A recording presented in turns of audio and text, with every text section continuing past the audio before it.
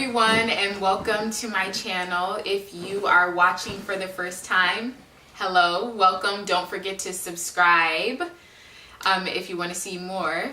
And if you are coming back to the channel, welcome back. Thank you for your support. We are going to do a video today. This is my husband, Alex. And on May 22nd, we celebrated 7 years of marriage. And so we are doing a video in dedication of that. So we are going to do 7 lessons or 7 things that we have learned about marriage from our years of experience being a married couple. So if you are interested in seeing that, stay tuned. We're gonna jump right in. Do you want to go first? No, I'll let you go first. You could set the mood. Okay, so I think for me, one of the biggest things that I learned was that you can't expect your spouse to read your mind. I think in the beginning of our marriage, I wasn't really vocal about things. Like when I would get upset by something or frustrated by something, I wasn't really vocal. I kind of felt like he should know, I guess, why I was upset or what was wrong with me, or he should know if he did something to offend me or something to upset me. So I think that was just a hard lesson to learn for me, because I had to actually be vocal and realize that, oh, okay, maybe he is not a mind reader. Yeah, but there are obviously differences in men and women, and what may offend me or frustrate me, he may have no clue at all. Like, it may not be a big deal to him. So yeah, that would be my first lesson that I learned, would be to be vocal about your feelings, or if something upsets you or is frustrating you, don't expect the other person to just figure it out on their own or automatically know. What I've learned with Gabrielle is this: it's best not to offer unsolicited advice or unsolicited criticism, if that makes any sense. Like, it's best if she says, hey, what do you think about this? Then you say, hey, this is what I think, blah blah, do da da da, and there's a way to do that as well. But also, if she doesn't ask you for your opinion, or if she doesn't especially because I've been known, I guess, to be critical, I guess.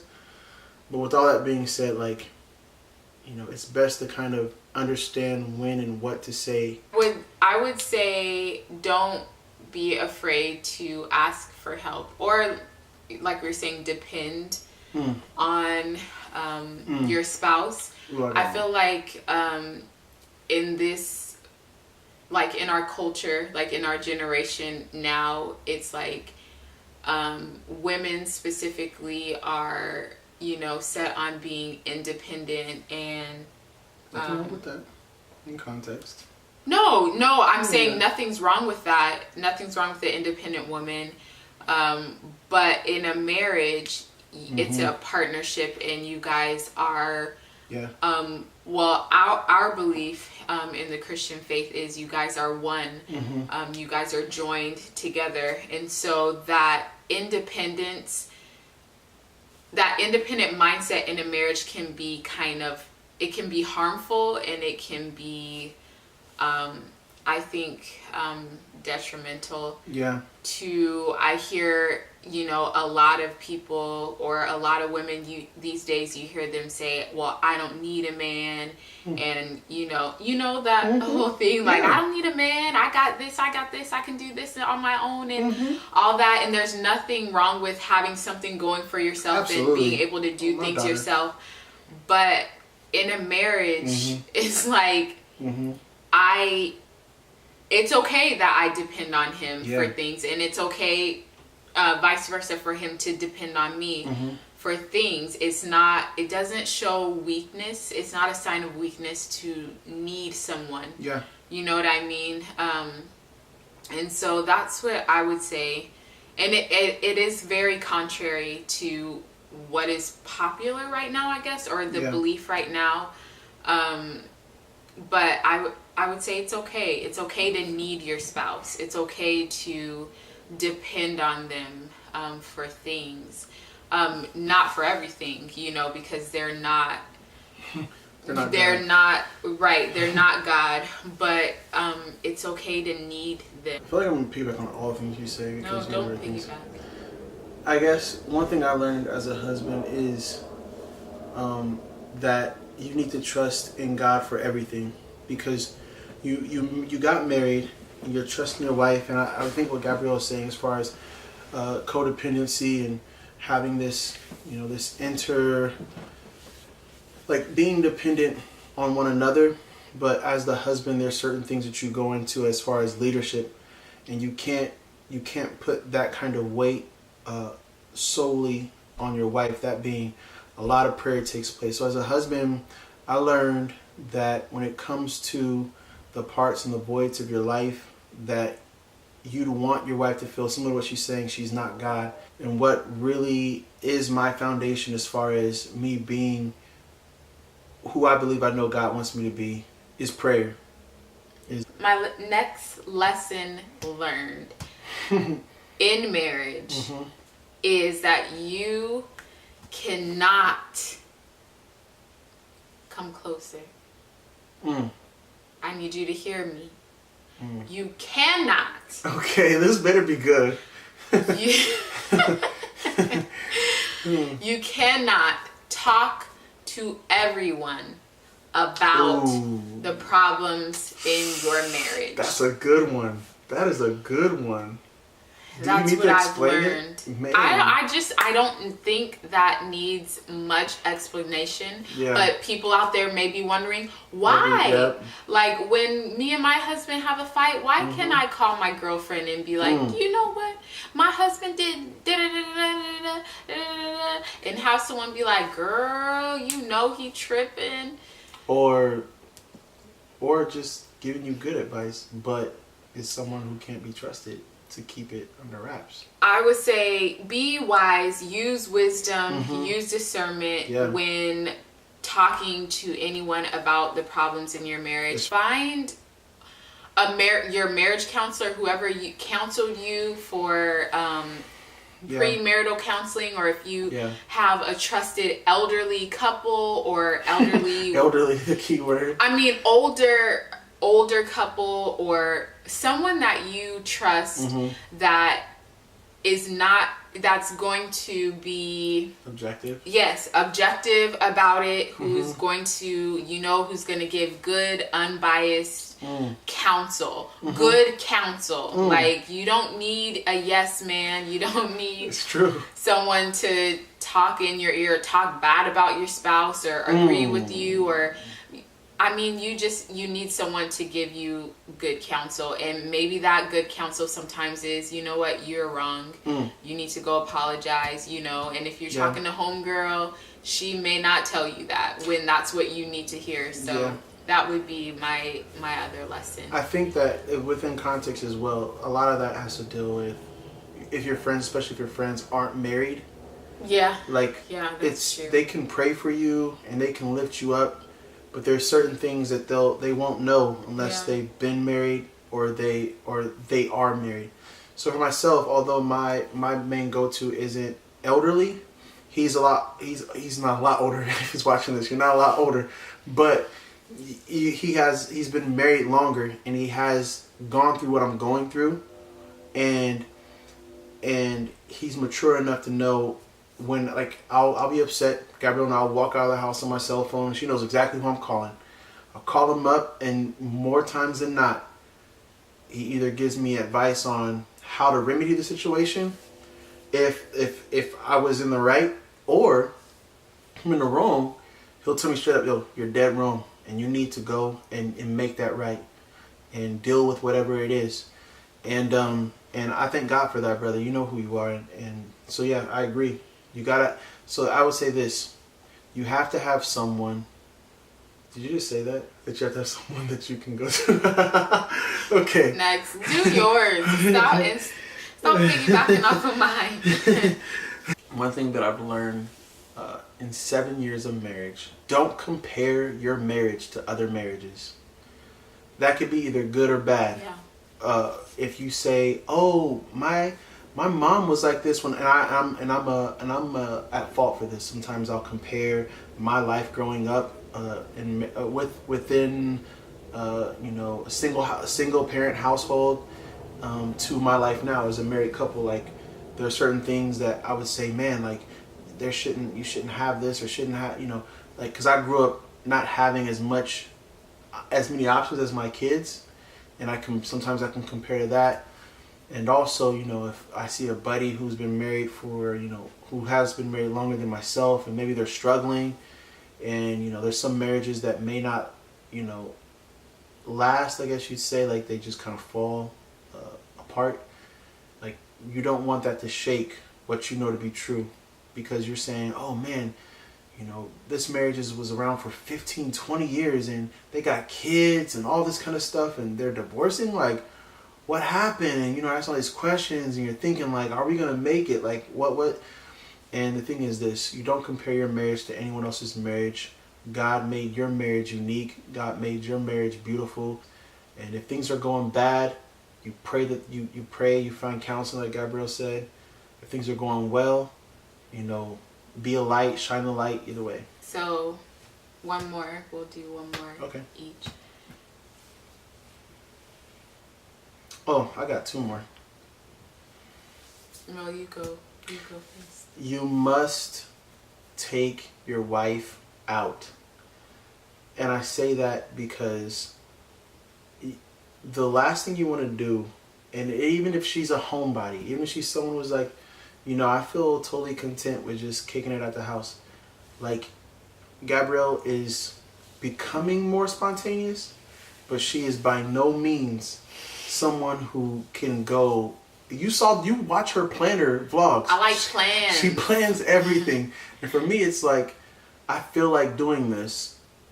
Let's go do it. But let me interject though. How spontaneous can you be with 3 children? You can be very spontaneous when you have, and I say this with all grace and all truthfulness and thankfulness, when you have support, when you have people that want your marriage to be great, when they want you to have that spark, that fire. Same guy that gives me that confidence and that advice is the same man who lends a hand. And I think that this will be my last part, my last piece of what I learned. Almost, yeah. Just take your wife out. Let her enjoy a good time. Buy her things this might sound a little selfish. Buy her things you want to see her. If you want to see her laced in a black dress. Is this rolled up in one? Is this the same? Yeah. Mm-hmm. If you want to see her in a black dress, if you want to see her in some high heels, you buy her those high heels. If you want to see her in some nice underwear, you know what I'm talking about, you buy her the nice underwear. Anyway. I would add on to that, take your wife out or spot. I would say, as a married couple, continue to date each other. We had fun when we were friends and when we were dating, and I think it's important to keep that fun, because you gotta have fun. That's true. Have fun. That would be my piece of advice in what I've learned. Marriage is work. It is a serious thing, and just being an adult, you have lots of responsibilities and you have things like that, so you can kind of get like weighed down with like life and all the responsibilities, especially with being a parent. But I think it's important to keep that youthful fun, like dating kind of. Piercings, tattoos. What are you talking about? I forgot my last one because you just basically said what I was saying. I think I forgot my last one, but I know what I want to say. If I were to close out anything, I'd say be your spouse's biggest fan. You want to be the one as a husband to give the most genuine, heartfelt compliment. the most love, the most encouragement, the most uplifting, the most of everything. Because one thing that I know is that when you have a wife as fine as mine, the last thing you want is for some random white guy at the local Trader Joe's to swoop in on the low with some type of, you are so beautiful down here. They tried doing on the low. I remember this one guy was like, your husband take good care of you, huh? And Gabrielle was like, yeah, he sure does. It was a black guy, huh? He's like, I could tell you're married. I could just tell you're married, by the way. Just like, yo, you need to be that guy out here that you don't just take care of the financial part and even like, the fun part, but that you invest emotionally. So, that comes to speaking to the good and speaking to the bad, and being that part to say, hey, I'm going to love you through this. I'm going to love you with this. I'm going to love you without this. And also, to attack insecurities, to attack the things that the enemy want to pull your spouse apart with. You're that main source, that shield. Not a day goes by that I don't pray for Gabrielle, that I don't love her on her in some kind of way, even when we're not having a great day, but you will have. Maybe, and it's just because you're human, not because you don't love the person. That's the main thing that I've learned. Is to invest in your wife. Invest in her. She is the greatest asset you'll ever have. Human on this human earth.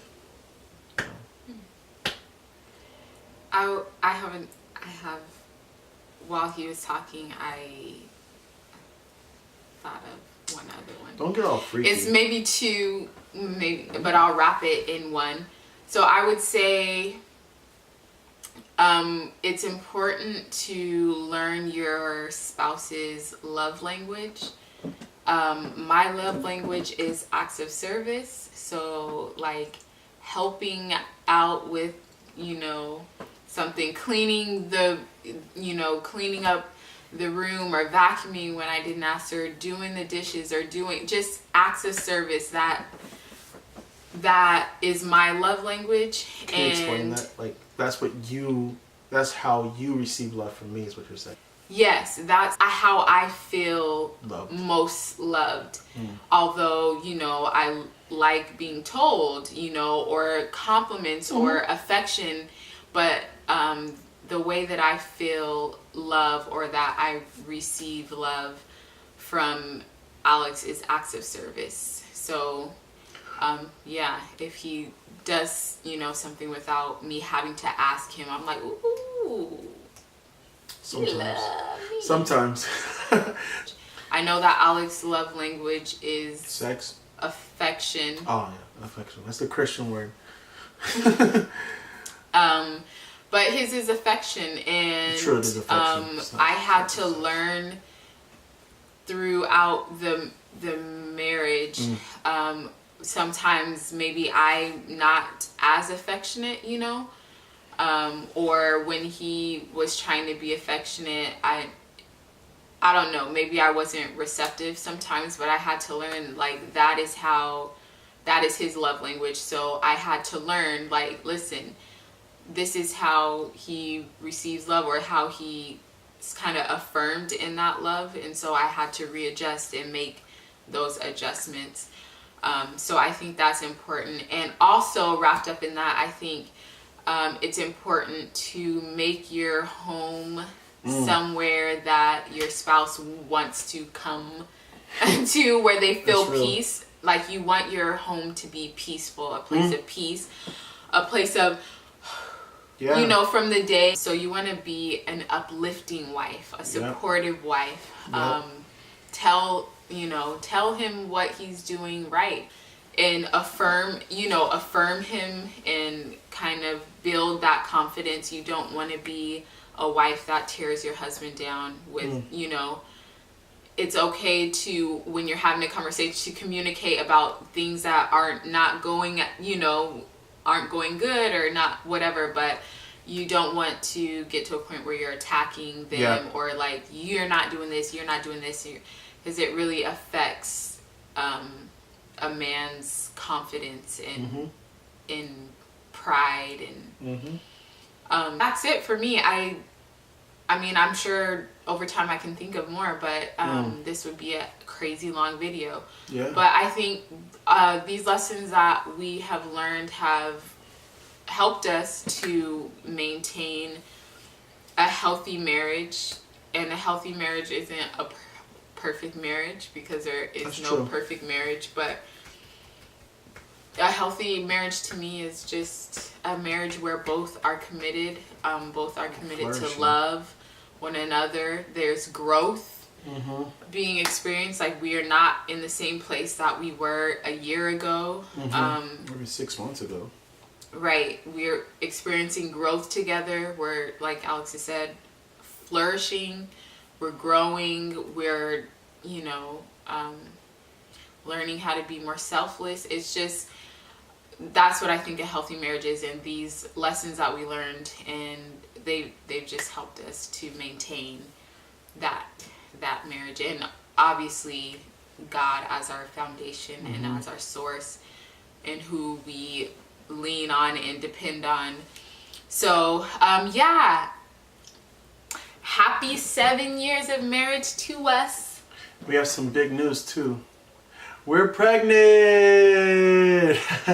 So if you're watching this, parents, we thought it was the best way to tell you. No, he's kidding, you guys. No, we're not. But anyway, we thank you guys for watching. Hope you enjoyed the video. If you did, give it a thumbs up. If you have not subscribed, subscribe. Yeah, why are you doing all that searching through the search log? Like, you gotta type in her name and then you gotta look through your history. Just press subscribe so you can see the videos as they upload. Yes, true. And you guys, I'm going to stick to a recording schedule, so I'm going to be posting videos every Wednesday, Friday, and Sunday. So you can look forward to having videos from me Wednesday, Friday, and Sundays. And yeah, so we're done, you guys. Thank you for watching, and we will see you next time. Bye. Or don't be afraid to... What was my first one? Your first one was like... Should I say that? It's late, y'all. So give me some grace. I'm thinking right now. What do you have? We have to do all mine over again. I feel like... I didn't say your last one, though. I'm not a mind reader. Or am